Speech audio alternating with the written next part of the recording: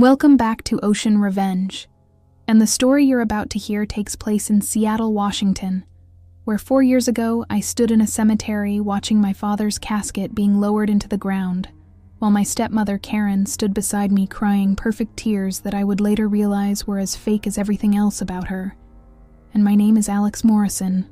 I'm 32 years old now, and I work as an architect designing buildings that are meant to last generations. Which is ironic, because the legacy my father tried to leave me lasted exactly as long as it took for Karen to rewrite his will. My father died on a Tuesday in September, when I was 28 years old, and it was one of those deaths that nobody sees coming, because he was only 58 and healthy, and then suddenly he was int. And a drunk driver ran a red light at an intersection 3 blocks from our house, and my dad, who had survived Vietnam and cancer and a heart attack at 50, was gone in an instant, because someone decided that getting home 5 minutes faster was worth more than checking if the light was actually green. I was at work when I got the call from the hospital, and I remember the architect I was presenting to kept talking about load-bearing walls, while my phone buzzed in my pocket with that specific pattern that meant emergency.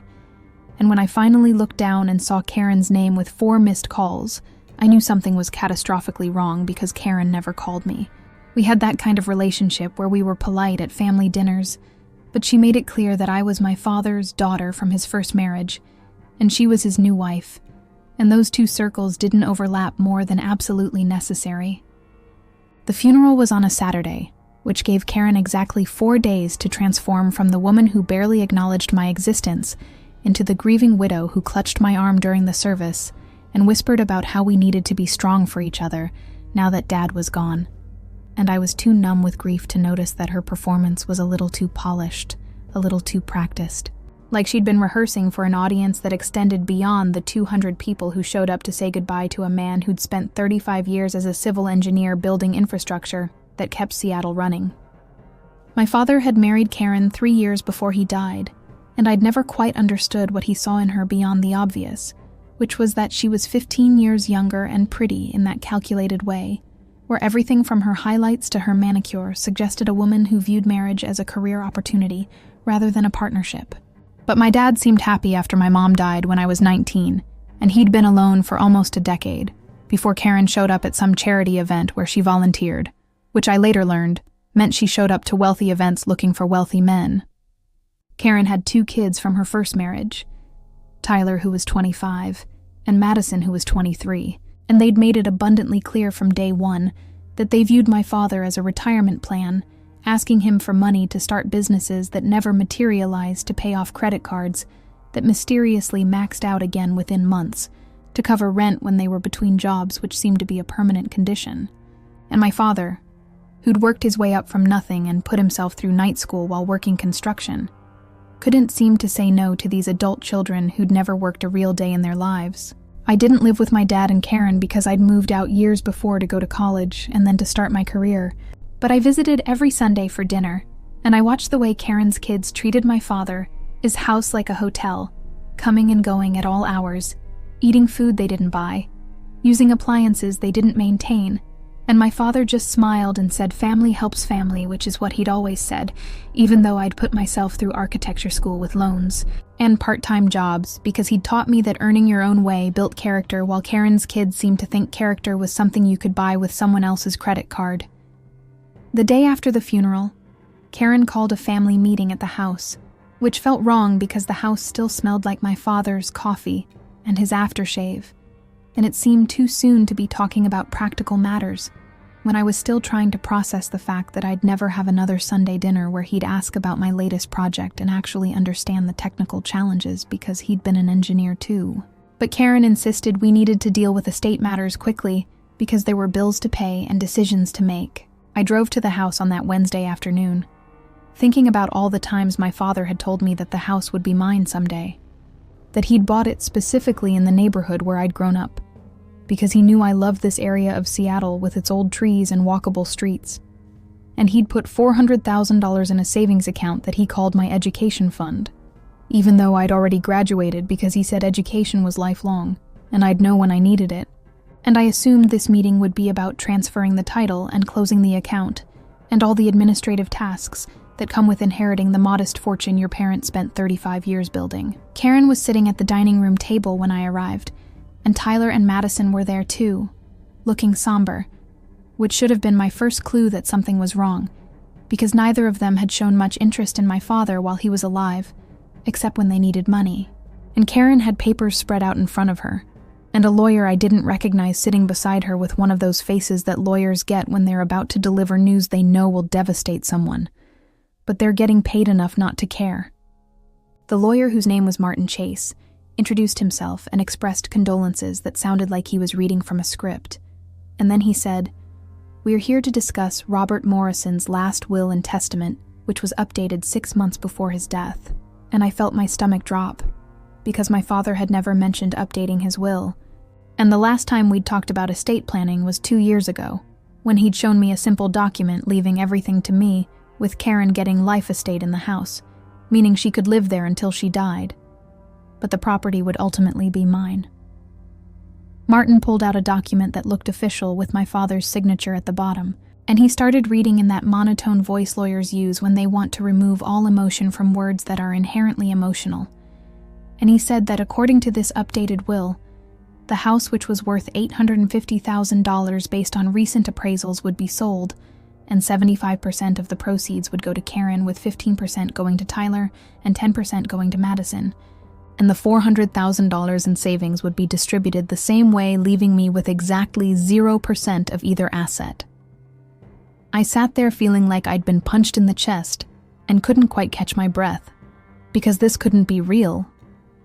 My father had spent my entire life telling me that I was his legacy, that everything he built was for me, that he was proud of the woman I'd become, and wanted to make sure I had a foundation to build my own family on someday.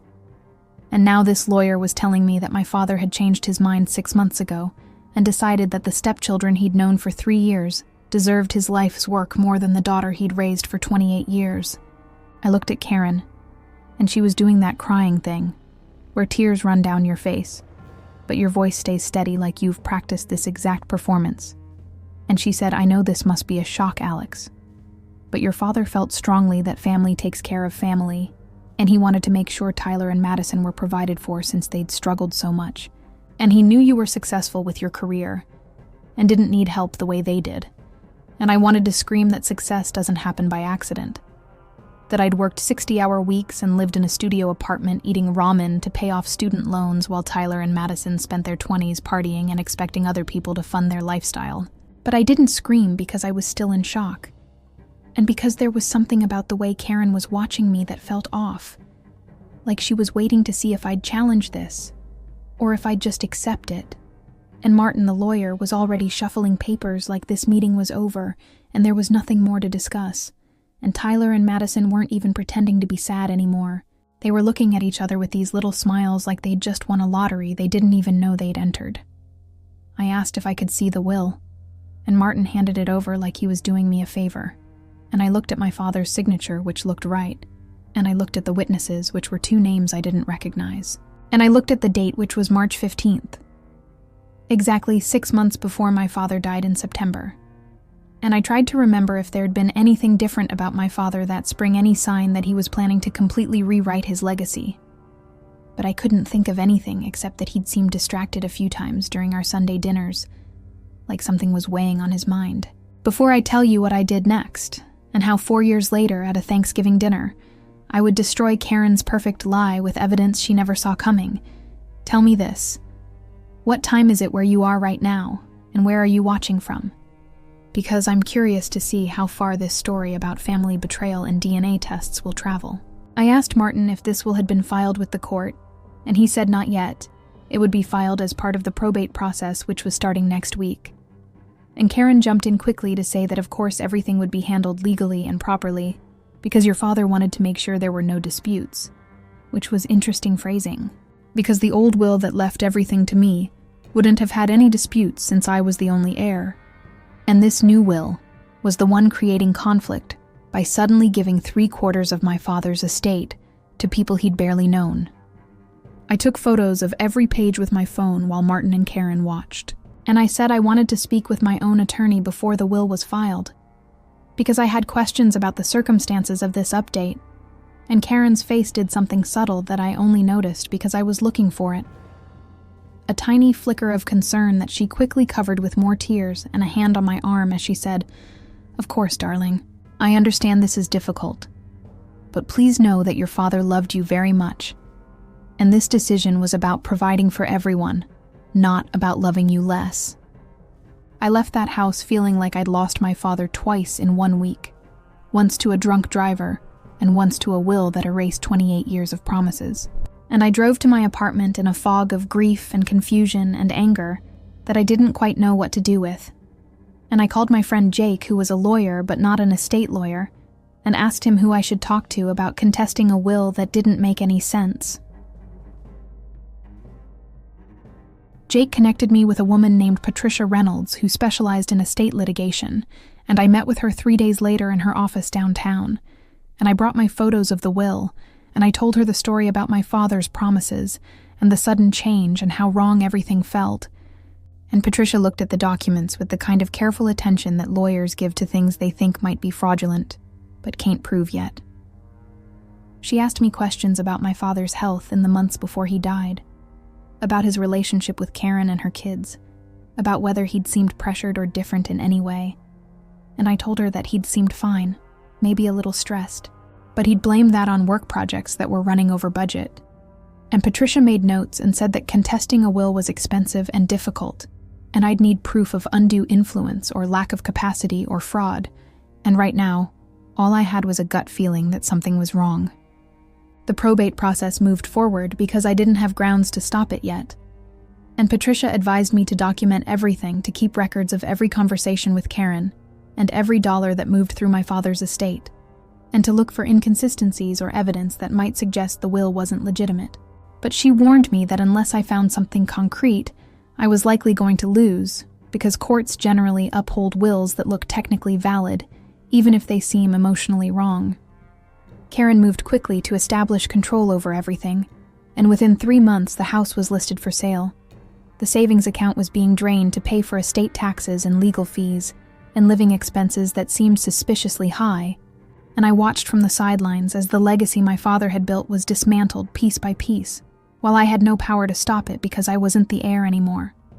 I was just the daughter who'd been written out of the will for reasons I still didn't understand. I went to the house one last time before the sale closed, to pick up a few personal items that Karen had agreed I could have, and I walked through rooms where I'd grown up and had Sunday dinners, and learned to play chess with my father. And I felt grief mixing with rage in a way that made it hard to breathe, because this house represented everything my father had worked for, and now it was being sold to strangers so that Karen and her kids could split $850,000 that should have been mine. Have you ever lost someone you loved, and then discovered that the person you thought you knew had made choices that seemed to erase you from their life? And have you ever had to sit with the question of whether your parent really changed their mind about you, or whether someone changed it for them? Because that question would haunt me for 4 years, until I finally got the answer that would change everything. The house sold for $870,000 in January, which was 4 months after my father died, and I watched the real estate listing photos online, showing rooms that had been emptied of everything that made them his. The walls repainted in neutral beige, to appeal to buyers who would never know that my father had spent weekends in that living room, teaching me about structural engineering by building elaborate houses of cards that taught me about load distribution and balance, and how the smallest piece could bring down the whole structure if you didn't pay attention to the foundation. Karen got her 75%, which was $652,500 after fees and taxes, and Tyler got his 15%, which was $135,000, and Madison got her 10%, which was $87,000, and I got exactly nothing except the bitter knowledge that my father's life insurance policy, which paid out $200,000, also went entirely to Karen as the beneficiary, because apparently in those final 6 months of his life, my father had decided to erase me from every document that mattered. The $400,000 savings account that my father had called my education fund was divided the same way with Karen, taking $300,000, and Tyler and Madison splitting the rest. And Patricia, my lawyer, had filed a formal challenge to the will based on suspicious circumstances, but without concrete evidence of fraud or undue influence. The probate judge had ruled that the will appeared valid on its face, and would be honored unless I could produce proof that it had been created through coercion or forgery, which seemed impossible because my father's signature looked genuine, and the witnesses had testified under oath that they'd watched him sign. I threw myself into work because it was the only thing that made sense in a world that had stopped making sense. And I took on projects that required 70-hour weeks and weekend site visits and constant problem solving that left me too exhausted to think about the fact that my father had spent 28 years promising. I deleted my Facebook account because I couldn't stand seeing Karen's posts about her wonderful life and her amazing children. But my friend Sarah, who still followed her, would send me screenshots sometimes with messages like, "You need to see what she's doing with your father's money." And I would see photos of Tyler's new truck that cost $65,000 and Madison's destination wedding in Cabo that Karen paid for completely. And Karen's posts about how blessed she was to have such successful children who were thriving thanks to their stepfather's generous spirit. Tyler used his inheritance money to start a craft beer brewery that failed within 18 months because he knew nothing about business or beer and thought that having a cool logo was the same as having a viable product. And Madison used hers as a down payment on a condo in a trendy neighborhood, and then quit her job to become an influencer, which apparently meant posting selfies and calling it a career. And Karen kept sending me Facebook friend requests that I ignored, because I couldn't pretend to be happy for people who'd stolen my father's legacy and were burning through it like it was monopoly money, instead of decades of careful savings. The first year after my father's death was the hardest, because everything reminded me of him, and everything reminded me that he'd chosen to leave me nothing. And I went to therapy, because Jake insisted that I needed to talk to someone about the anger that was eating me alive. And my therapist, Dr. Chen, asked me questions about whether I thought my father had really wanted to change his will, or whether I thought something else had happened. And I admitted that I didn't know anymore, because grief makes you doubt everything, including your memories of who someone was. The second year was easier in some ways because I'd stopped expecting to wake up and discover it had all been a mistake. And I'd accepted that my father had made his choice even if I didn't understand it. And I focused on building my own life and my own career and trying to let go of the bitterness that made every family holiday feel like a reminder of what I'd lost, though I never quite succeeded at the letting go part. Because how do you forgive someone for erasing you when they're not alive to explain why they did it? The third year I met someone named Marcus, who was a structural engineer, and we dated for 8 months. And it was good until he asked about my family, and I had to explain that my father was dead, and my stepmother had taken everything, and I hadn't spoken to any of them since the probate closed. And Marcus looked at me with this mix of pity and concern and said, "I think you need to deal with that before you can really be in a relationship, because you're still so angry." And he was right, so I didn't argue when he ended things. The fourth year started like the others, with me going to work and coming home, and occasionally wondering what my father would think of the buildings I was designing, and whether he'd be proud of the projects I was leading. And I'd learned to live with the unanswered questions about why he'd changed his will, and whether Karen had influenced him, and whether I'd done something wrong without realizing it. And I'd mostly made peace with the fact that I would probably never know the truth about what happened in those final 6 months of his life. Then in September, exactly 4 years after my father died, I got a call from a number I didn't recognize, and when I answered, a man's voice said, "Is this Alex Morrison?" And I said yes, and he said, "My name is Stephen Walsh. I was a friend of your father, is from his engineering days, and I have something you need to see that I should have given you years ago, but I wasn't sure if it was the right time, and I've been wrestling with whether to get involved. But I think you deserve to know the truth." We met at a coffee shop near my office 2 days later, and Stephen turned out to be a man in his mid-60s, with the kind of weathered face that comes from decades of outdoor construction work, and he ordered black coffee and pulled out an envelope that looked like it had been sitting in a drawer for years. And he said, "Your father sent me this 2 weeks before he died, and asked me to hold on to it, and only give it to you if something happened to him, and his will was changed in a way that cut you out." My hands were shaking as I opened the envelope because I'd spent 4 years trying to accept that I would never understand what happened, and now suddenly there might be answers. And inside was a letter in my father's handwriting, dated September 3rd, which was 12 days before the accident that killed him. And the first line said, "If you're reading this, then I'm dead. And Karen has probably done exactly what I was afraid she would do.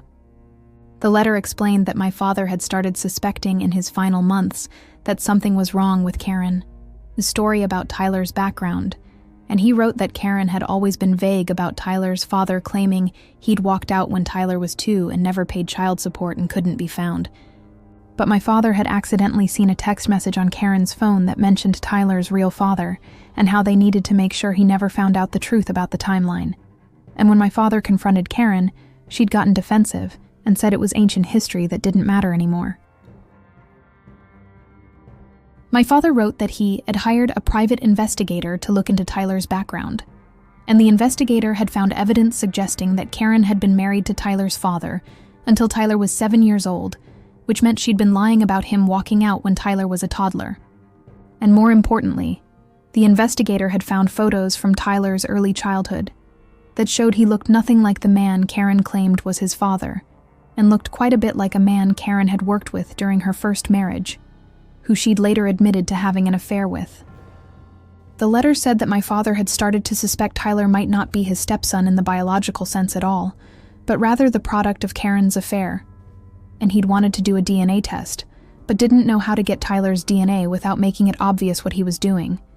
And he wrote that he was planning to sit down with Karen and demand the truth and insist on a paternity test before he finalized anything about his will, but he wanted me to know his suspicions in case something happened before he could investigate fully.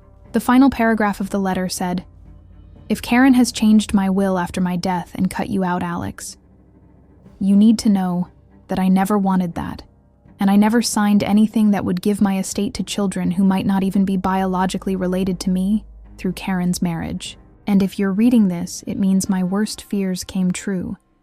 And you need to investigate whether Tyler is actually related to me at all. Because if he's not, then Karen has committed fraud by claiming stepchildren as rights to inheritance for a child who has no biological or legal connection to our family." I sat in that coffee shop, reading my father's letter 3 times, while Stephen watched me with sad eyes, and finally said, "I'm sorry I didn't give this to you sooner, but I wasn't sure if I should get involved in family business, and I kept thinking, maybe the will was legitimate, and your father had changed his mind. But then I saw Karen's Facebook posts about the money and Tyler's failed business and Madison's influencer career, and I realized they're burning through your father's legacy like it means nothing, and he would have hated that." Stephen told me that my father had been a good man, and a careful man who would never have changed his will to favor stepchildren over his biological daughter, without a really good reason. And he said I think Karen pressured him, or maybe even forged his signature after he died because the timing is too convenient. Your father dies suddenly, and within days there's a new will that benefits her and her kids, and cuts you out completely. And that doesn't sound like the Robert Morrison I knew for 30 years. I asked Stephen why the witnesses had testified that they saw my father sign the will if it was forged, and he said I do not know. But I'd start by finding out who those witnesses were, and what connection they had to Karen, because people lie when money is involved, especially when we're talking about over $1 million in assets. And sometimes they lie because they're getting paid to lie, and sometimes they lie because they've been manipulated into thinking they're doing the right thing. I left that meeting with my father's letter in my pocket and a plan forming in my mind, because if Tyler wasn't biologically related to my father, then he had no legal right to the inheritance he'd received as a stepchild. And if I could prove that Karen had lied about Tyler's parentage to get him included in the will, then I might be able to prove the whole will was fraudulent. And even though 4 years had passed since my father's death, there might still be time to make this right. The problem was that I needed Tyler's DNA to prove he wasn't related to my father, and I couldn't exactly walk up to him and ask for a cheek swab without making it obvious what I was investigating. So I started thinking about ways to get a sample without him knowing. Because at this point, I'd learned that when dealing with people who'd stolen from you, the element of surprise was the only advantage. If your parents suspected something was wrong in their final days, and left you a letter that could change everything 4 years later, would you use that information to destroy the people who stole from you? Or would you let it go because opening old wounds might hurt more than the money was ever worth? Because I had to make that choice, and I chose war.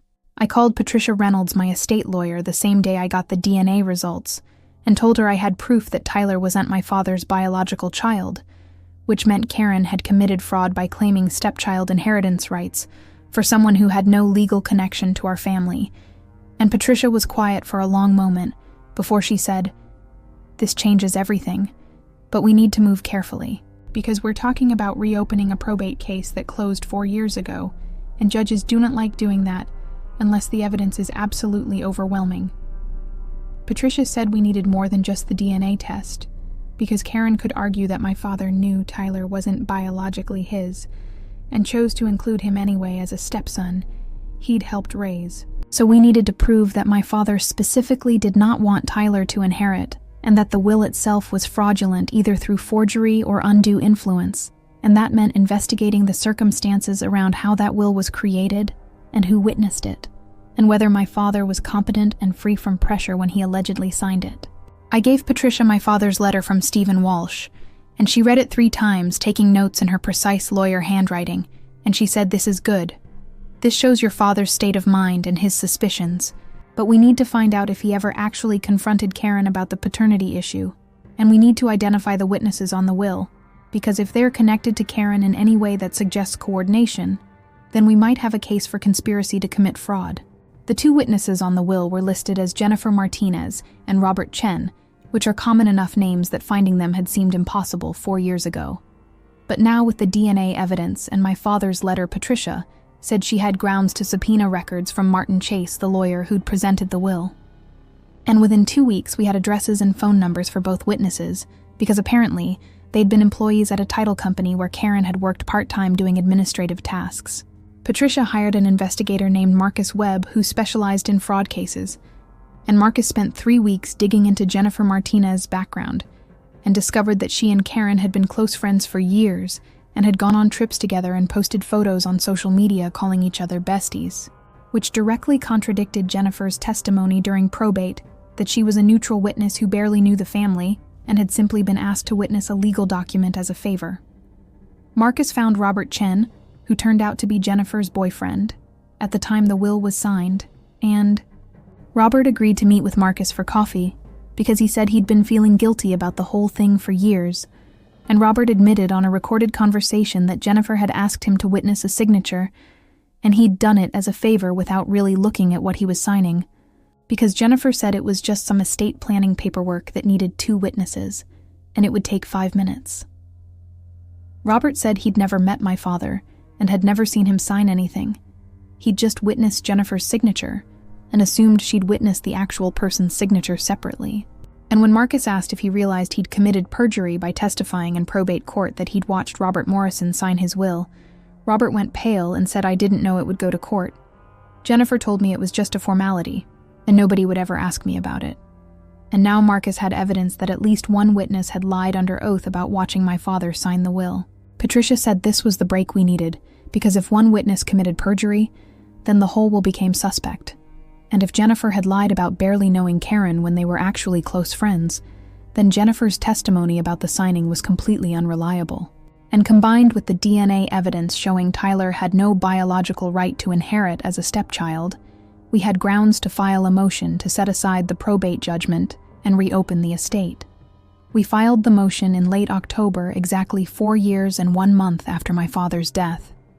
And the filing included the DNA test results, my father's letter to Stephen Walsh, Robert Chen's recorded admission that he'd never witnessed my father sign anything, and evidence of Jennifer Martinez's close friendship with Karen plus her employment connection through the title company where Karen worked.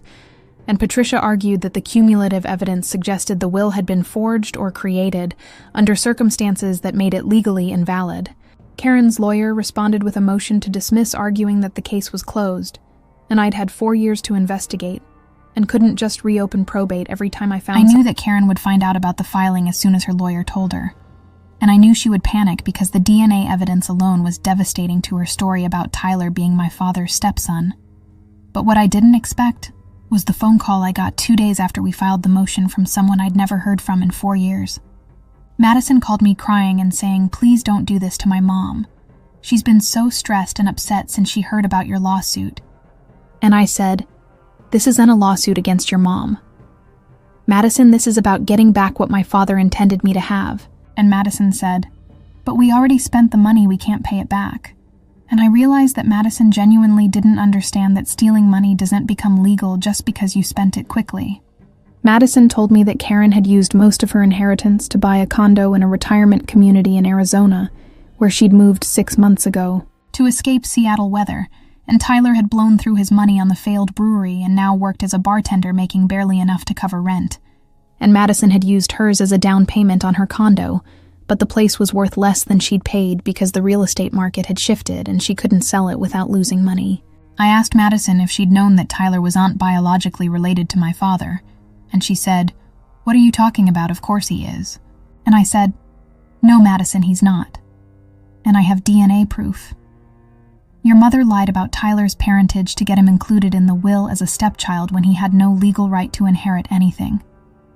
And Madison went quiet for a long time before she whispered, "I don't believe you. My mom wouldn't do that." But there was something in Madison's voice that made me think she did believe me, or at least suspected that her mother was capable of lying about something this big. And she said what's going to happen now, and I told her the truth, which was that if the judge agreed the will was fraudulent, then Karen and Tyler and Madison would all have to return the money they'd received plus interest, because they'd been unjustly enriched from my father's estate. And Madison started crying harder, saying, "We don't have it to give back, what are we supposed to do?" I wanted to feel sorry for Madison because she was 23 when this happened, and probably didn't know what her mother had done. But then I remembered that Madison had posted photos of her destination wedding, and her new condo, and her influencer lifestyle on Instagram with captions about how blessed she was, and how her stepdad's generosity changed her life. And I thought about how nobody in that family had ever once reached out to ask if I was okay after losing my father, or to acknowledge that maybe it was strange that he'd cut me out completely after 28 years of promising I was his legacy. The hearing was scheduled for November 18th, which was 1 week before Thanksgiving. And Patricia said we had a strong case, but nothing was guaranteed, because judges have broad discretion in probate matters, and this judge might decide that even if the will was questionable, it had been properly executed according to procedure 4 years ago, and reopening it would set a bad precedent for estate finality. Karen's lawyer argued at the hearing that the DNA evidence was irrelevant, because my father knew Tyler wasn't his biological son and chose to treat him as family anyway. And he said the letter from Stephen Walsh was hearsay and couldn't be authenticated because my father was dead and couldn't testify about what he meant. And he claimed that Robert Chen's admission about not witnessing the signature was the confused memory of someone trying to recall events from 4 years ago and shouldn't be taken as evidence of fraud. Patricia countered by saying that if my father knew Tyler was not his biological son, then why did he write a letter 2 weeks before his death, expressing suspicions and saying he wanted to investigate before finalizing his will? And she pointed out that Jennifer Martinez had committed perjury by claiming she barely knew Karen when they were actually close friends, which suggested coordination to create a fraudulent document. And she argued that the combination of evidence showed a pattern of deception that invalidated the will. The judge took the case under advisement, which meant he would issue a written ruling within 30 days. But he said something during the hearing that gave me hope when he looked directly at Karen's lawyer and said the DNA evidence is quite troubling, especially combined with the letter expressing the deceased's suspicions about paternity. And if Mr. Morrison had these concerns 2 weeks before his death, it strains credibility to suggest he then voluntarily signed a will, giving substantial assets to a child he suspected was not biologically connected to him.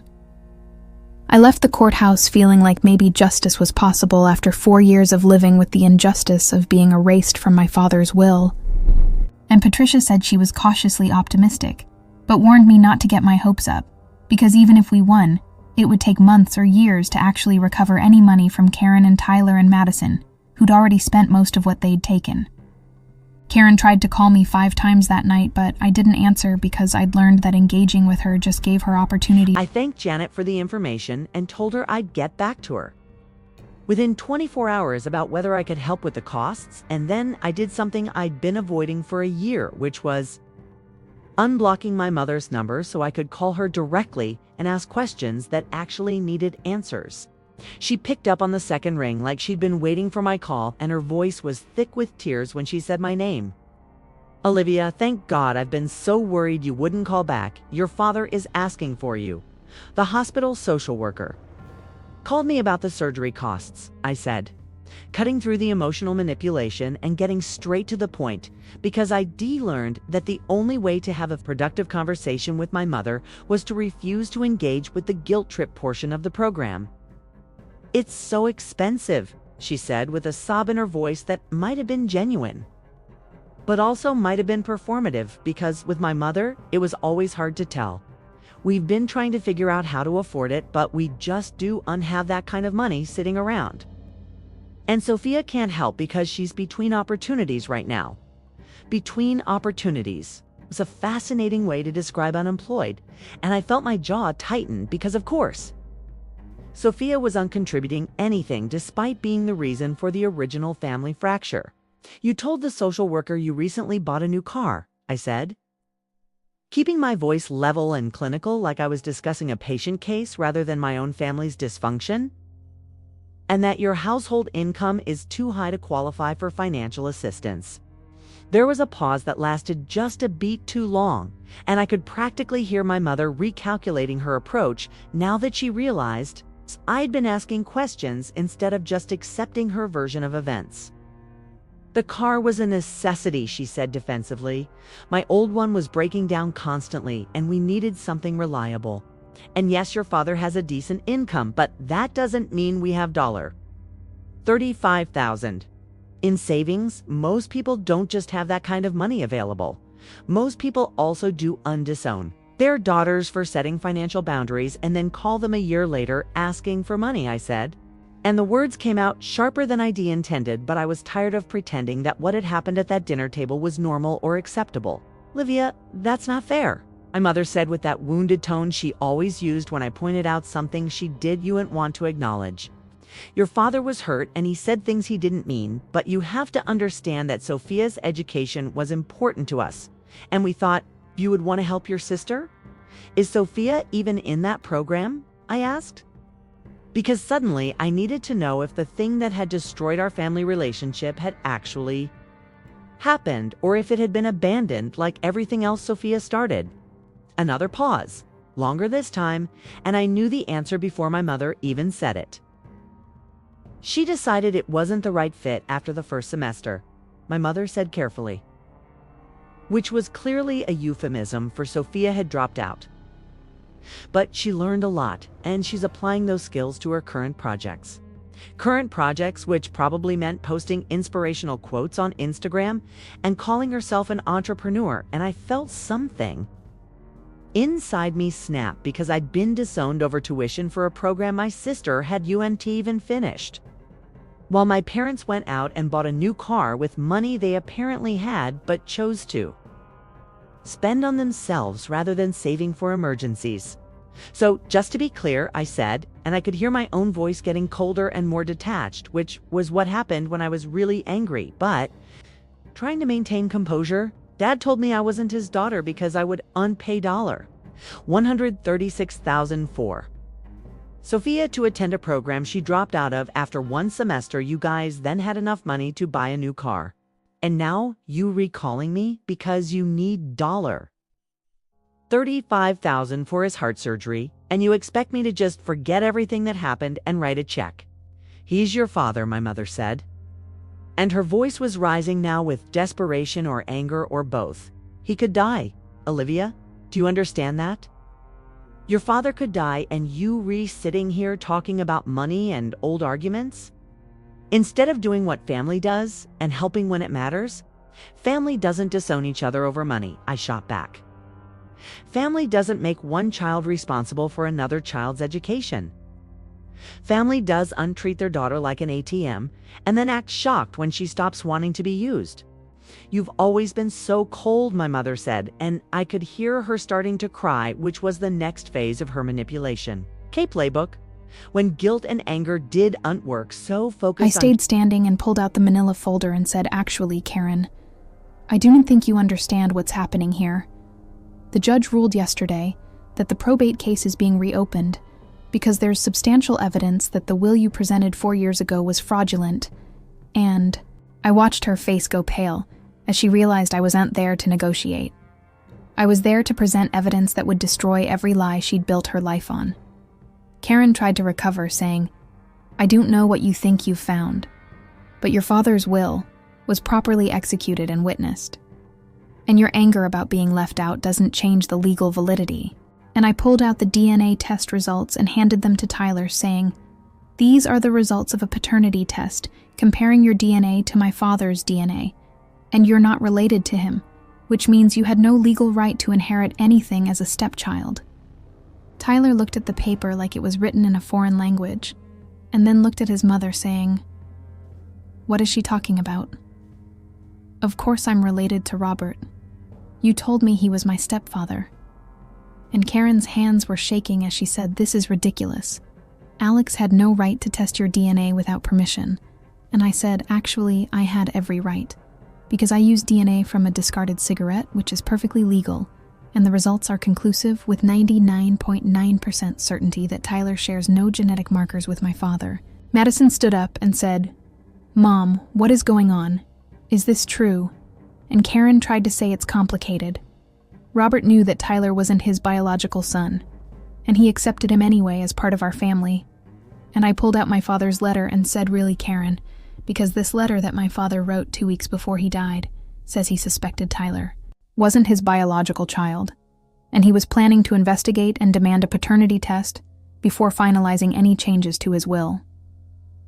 I read parts of the letter out loud, including the section where my father wrote that he suspected Karen had been lying about Tyler's parentage, and that if Tyler turned out not to be biologically related, he was going to make sure his will protected me as his only real heir.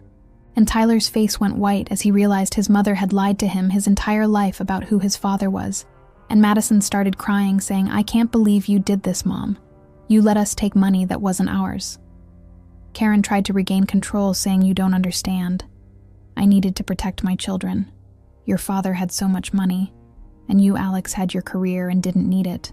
And I said so you forged his signature on a new will, or you pressured him to sign something he didn't understand, because my father would never have voluntarily cut me out after spending 28 years promising I was his legacy."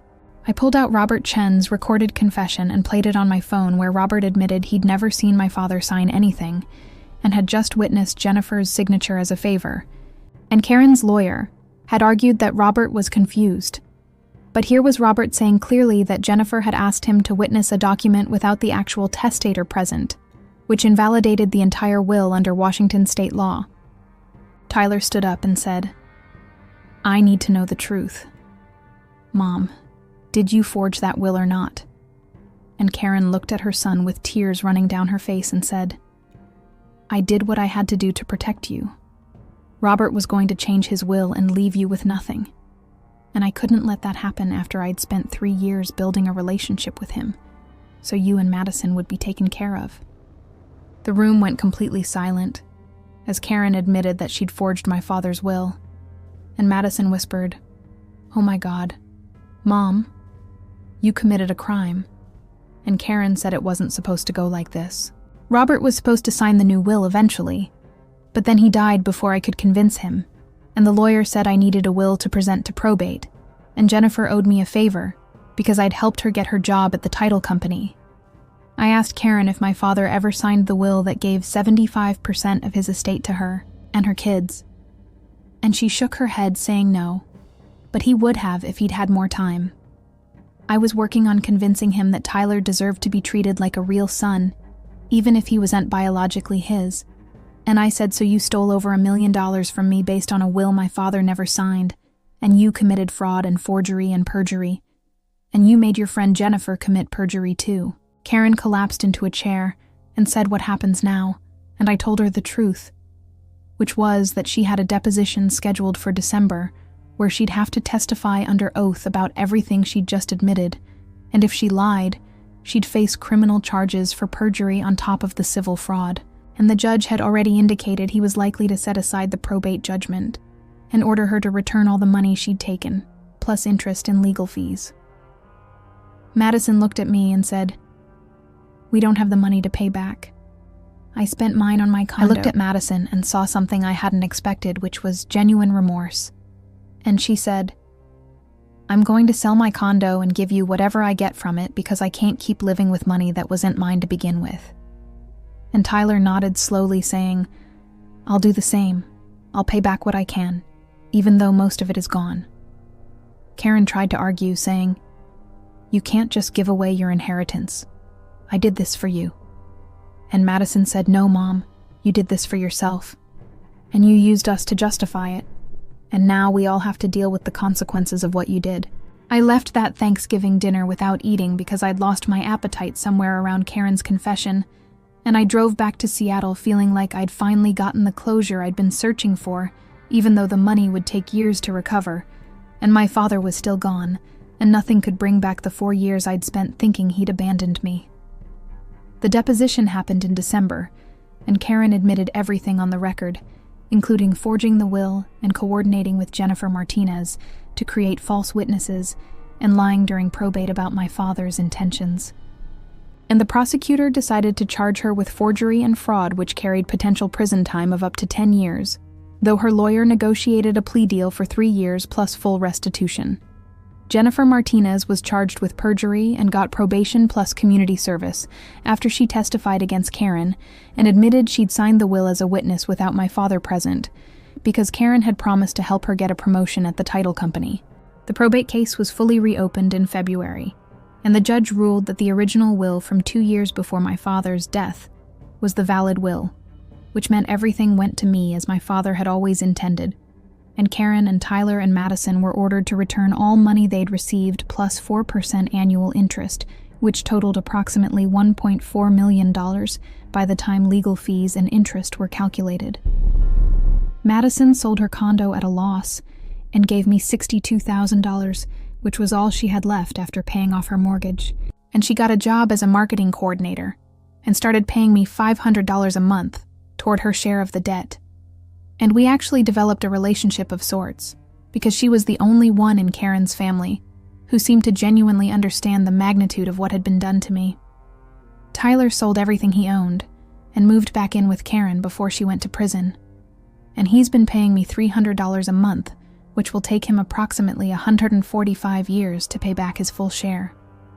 But at least he's trying, and Madison told me he feels tremendous guilt about the whole thing, especially learning that Robert wasn't his biological father, and that his mother had lied to him his entire life about his parentage. Karen went to prison for 18 months after her sentence was reduced for cooperation and good behavior, and she's out now living in a small apartment working as a receptionist, trying to pay back the $850. So